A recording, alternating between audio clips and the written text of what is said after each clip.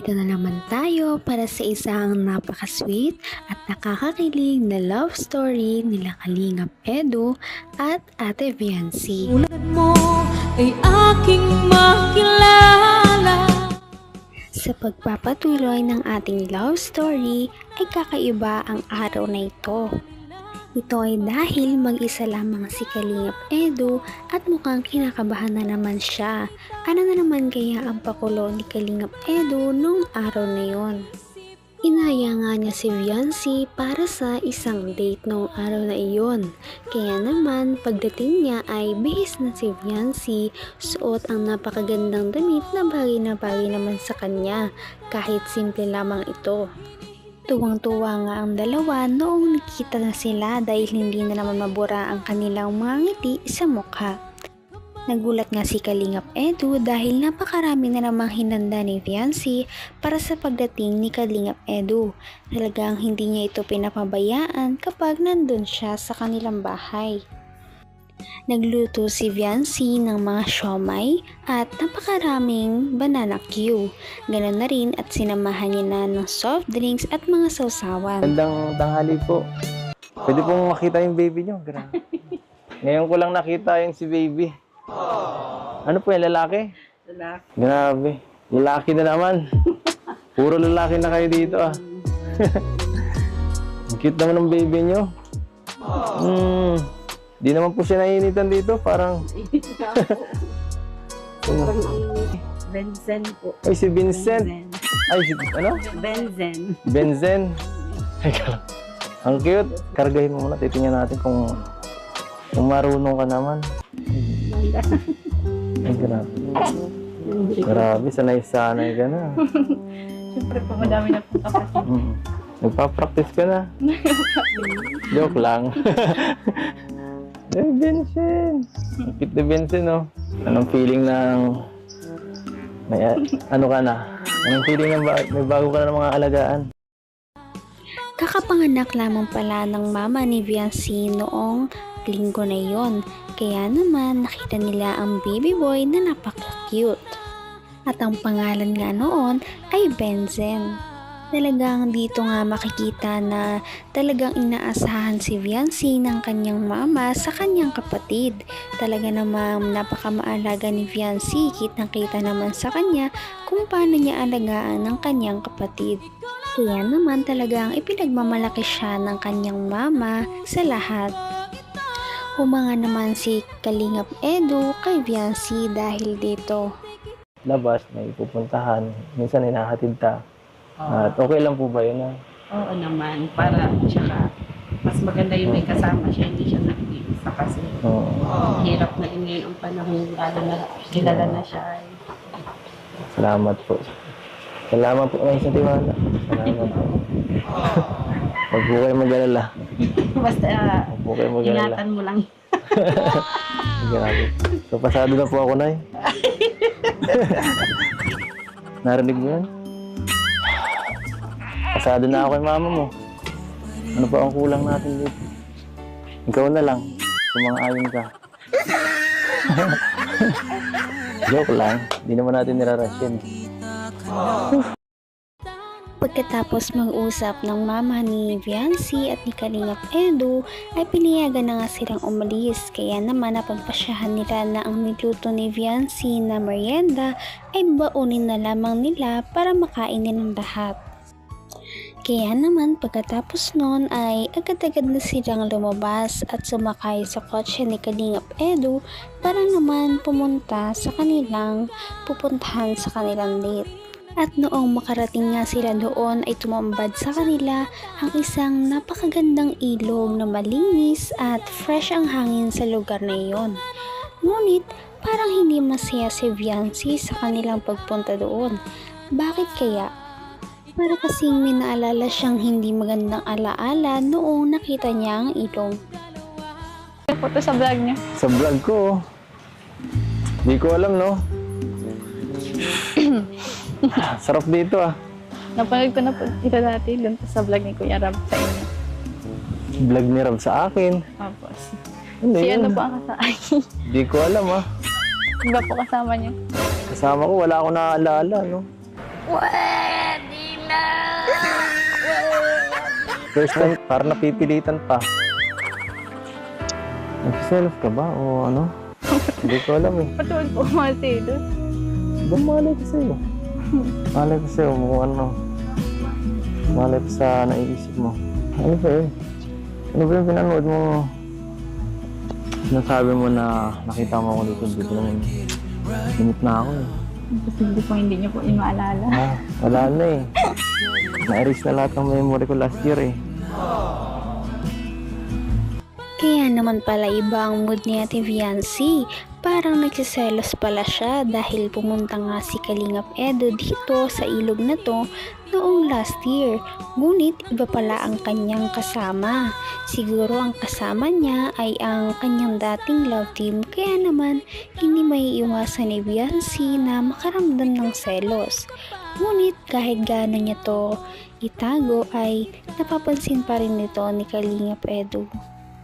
Sinasabi nga ni Kalingap Edo na nakalimutan niya na ang lahat ng iyon last year, ngunit hindi naniniwala si Viancy sa kanyang mga sinasabi.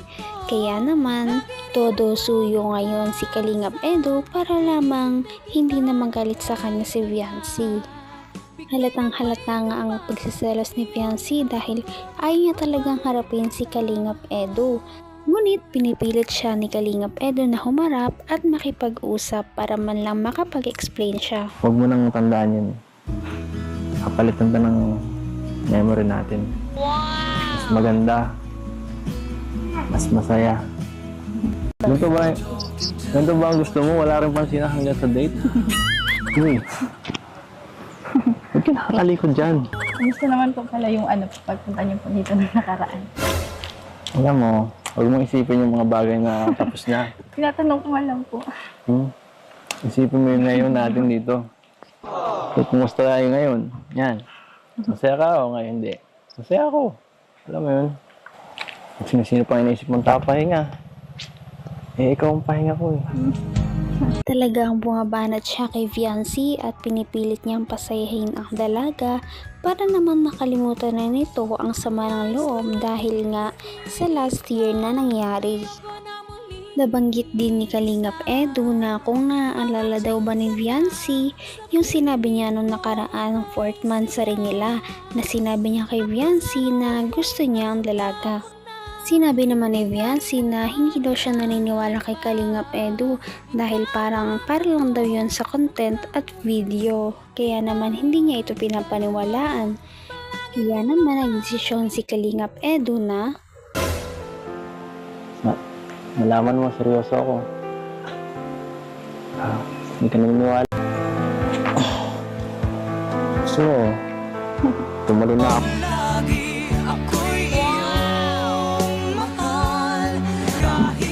Yan para sa ito.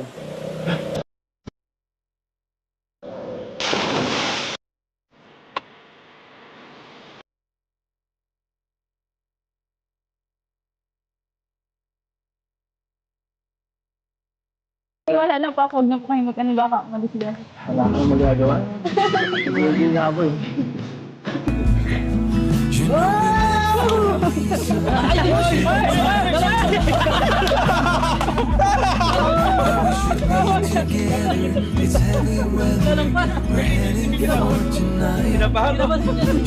hindi nga ina-expect ni Viancy na tatalon talaga si Kalingap Edo doon sa ilog. Kaya naman kinabahan talaga si Viancy para kay Kalingap Edo dahil baka madisgrasya ito. Ngunit sabi naman ni Kalingap Edo ay lahat ay gagawin niya daw para kay Viancy para lamang maniwala ito na totoo ang kanyang mga nararamdaman at hindi daw iyon para lang sa content lang. Talaga namang kinilig ang mga manonood sa sinabi ni Kalingap Edo. Talaga namang pinapatunayan niya kay Viancy kung ano ba talaga ang nararamdaman niya. Kaya naman hindi lang tumalon si Kalingap Edo ng isang beses, kundi paulit-ulit, hindi lang isa, dalawa, kundi 3. Kaya naman pagkatapos nito ay pagod na pagod at hingal-hingal siya.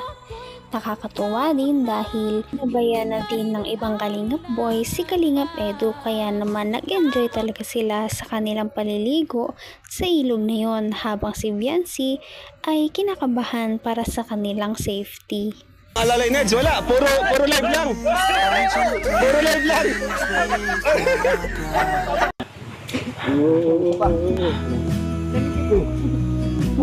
Wala mababa. No. Naniniwala ka na?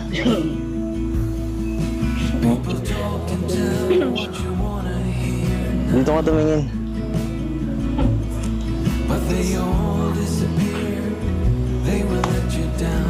No. Hindi ka naman naniniwala. Ha? Siyempre. Pinalam ko lang sa'yo kung gaano kahit ano gagawin ko. Ano? Sa huli ay hindi na nga natiis ni Viancy na maniwala sa mga sinasabi ni Kalingap Edu dahil napatunayan naman ito ang sarili niya. Kaya naman hindi may iwasan na parang nagbago ang pakikitungo ni Viancy kay Kalingap Edu. May pa-holding hands pa nga sila nung huli. Hindi kumala si Viancy sa pagkakahawak ni Kalingap Edu ng kanyang kamay habang ito ay nag-e-explain. Kaya naman kinilig talaga ang mga viewers sa ginawa nila. Pagkatapos ang nakakapagod na araw ay napagpasyahan na rin nilang umuwi. Nairis na yung ibang memories. Napalitan ng maganda. Ng bago. At mas tunay.